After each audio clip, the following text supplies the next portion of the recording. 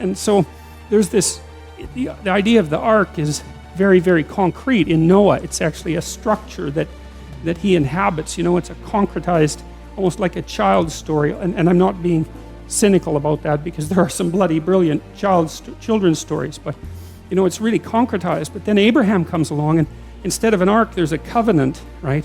Now, it says in the story of Noah that Noah walked with God, and of course Abraham, it isn't clear exactly that he's walking with God or before God, which we'll get into later, but you see, I see this as part of the increasing psychologization of the sacred ideas that were acted out by archaic people. So, first of all, it's concretized in the form of a ship that actually sustains you when the floods come, right? It's very concrete imagery, the sort of thing you might see in a movie.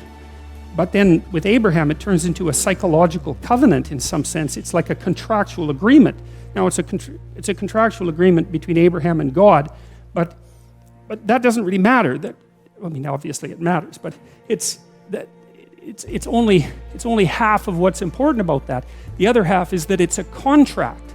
And one of the things that you do with your ideal, let's say, is you establish a contract with it, and you also establish like a social contract with other people, right? That's what keeps society organized.